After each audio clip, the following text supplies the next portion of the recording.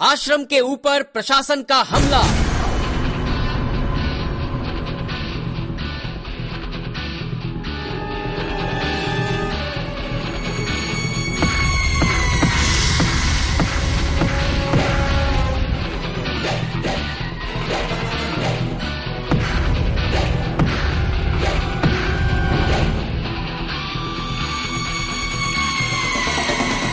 छब्बीस नवंबर 2009, स्थान गांधीनगर का कलेक्टर ऑफिस संत आसाराम बापू के साधकों के लिए एक काला दिन साबित हुआ। दरअसल बापू के साधक अहमदाबाद से छपने वाले एक अखबार संदेश के खिलाफ एक रैली निकाल रहे थे। पिछले कई दिनों से ये अखबार बापू को बदनाम करने के लिए मनगढ़ंत झूठी खबरें छापता रहा। इसीलिए बापू के साधकों ने इस अखबार के ऑफिस के सामने अनशन धरना देना शुरू कर दिया। वस्त्रापुर अहमदाबाद थाने के पुलिस ने धरना दे रहे साधकों को धारा 188 के तहत कई बार पकड़ा और कोर्ट ने छोड़ा। 14 दिन लगातार धरना चला, लेकिन प्रशासन, सरकार, राजनेता किसी के कानों पर जूं तक नहीं रेंगी कि इतना बड़ा धरना क्यों चल रहा है। यहाँ तक कि पल पल की खबर देने का दम भरने वाली मीडिया भी इस धरना प्रदर्शन से अनजान ही रही। 26 नवंबर 2009 को बापू के कुछ शिष्यों ने गांधीनगर में एक रैली निकाली। सेक्टर 4 गांधीनगर से कलेक्टर ऑफिस तक निकाली इस रैली का मकसद बापू के शिष्यों द्वारा संदेश अखबार के प्रति विरोध प्रकट करना ही था।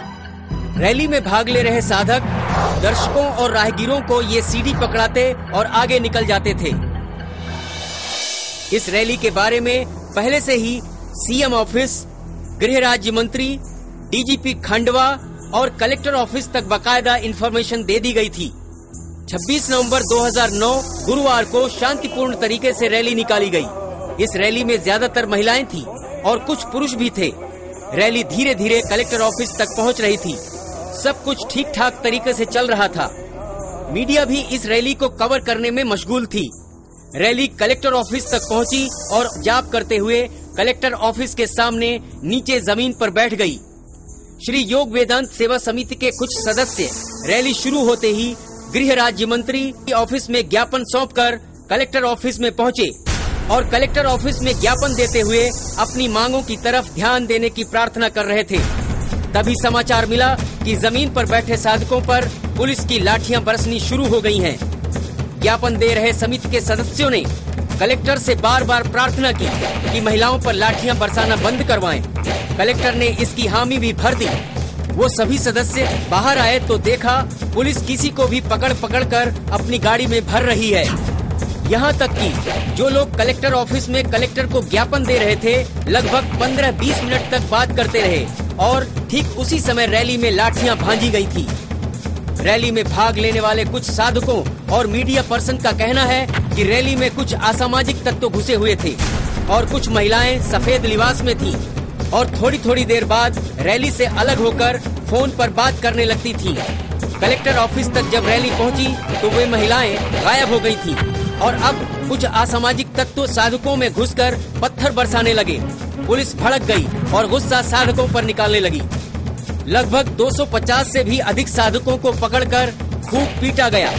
इतना ही नहीं, दूसरे साधक जब इन्हें कंबल और खाना देने थाने पहुंचे तो उन्हें भी पकड़ लिया गया।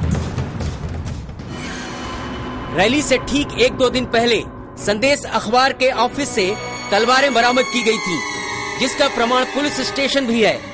फिर भी इस बात को अनदेखा कर छापा आश्रम पर ही मारा गया और पुलिस के हाथ जो भी लगा उसकी अत्यंत क्रूरता से अंधाधुंध पिटाई की गई।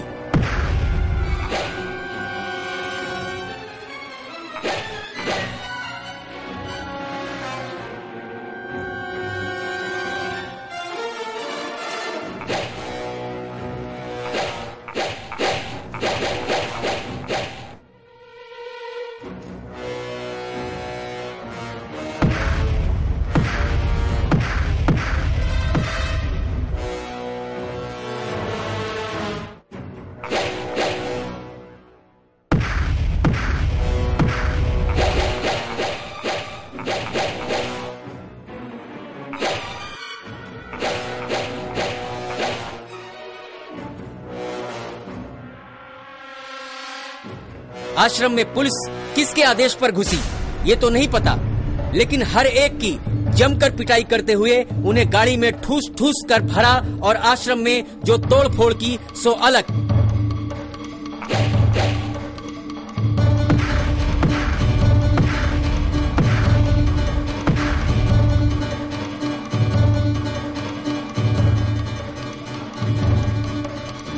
चंद ही मिनटों में आश्रम की जो शक्ल पुलिस वालों ने बनाई उससे तो यही लग रहा था कि आश्रम में पुलिस नहीं आतंकवादियों का काफिला घुस आया है।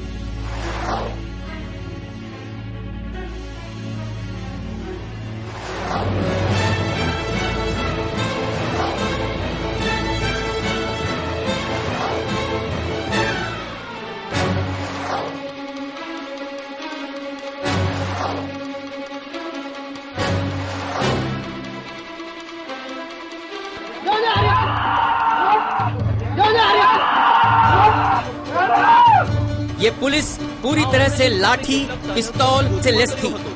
ये मोक्ष कुटीर और बड़ बादशाह जो साधकों के लिए अत्यंत पूजनीय है, वहाँ जूते चप्पल समेत घुसकर पुलिस ने बेइंतहा तोड़ फोड़ की। जिन साधकों व आश्रम वासियों को पुलिस पकड़ पकड़ कर ले गई, उन्हें एक एक को बसों से उतारते और चढ़ाते हुए पुलिस ने डंडों से बुरी तरह से मारा। इतना ही नहीं, आश्रम वासियों को पकड़ कर ले जाते समय पुलिस वाले बापू को गालियां भी दे रहे थे और चिल्ला चिल्ला कर कह रहे थे कि आसाराम का नाम तक नहीं छोड़ेंगे, सब कुछ समाप्त कर देंगे। सारी रात इन शिष्यों को सर्दी में 8x8 की छोटी और गंदी कोठरी, जिसमें गंदा संडास भी अटैच था, 30 लोगों को ठूसा और कई जगह तो खुली छत पर भी बिना कंबल व चादरों के भेड़ बकरियों की तरह रखा गया।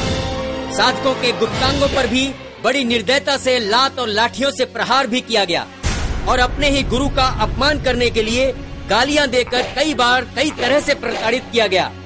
बापू के ऐसे शिष्य जो बिना भगवान नाम जप और पूजा पाठ किए बिना जल भी ग्रहण नहीं करते, ऐसे भक्तों को पुलिस स्टेशन में मांस और शराब मुंह में ठूसने की गालियों से धमकी भी दे रहे थे।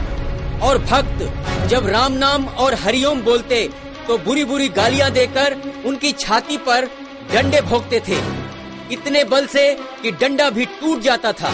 यही बदसलूकी रैली के दौरान बेकसूर पकड़ी हुई माइयों तथा बहनों पर भी किया गया। उन्हें तो बापू की फोटो पर थूकने और पैर रखने को भी प्रताड़ित किया गया। न करने पर उनकी इज्जत पर हाथ डाला गया। अगले दिन वीएचपी के अंतर्राष्ट्रीय अध्यक्ष अशोक सिंघल आश्रम आए और कुछ साधकों से मिले तो इनके घाव खुद ब खुद इनकी दर्दनाक कहानी बयान कर रहे थे। बहरहाल अशोक सिंघल की पहल से आश्रम वासियों को थोड़ी राहत जरूर मिली। पुलिस या खौफ के बावजूद भी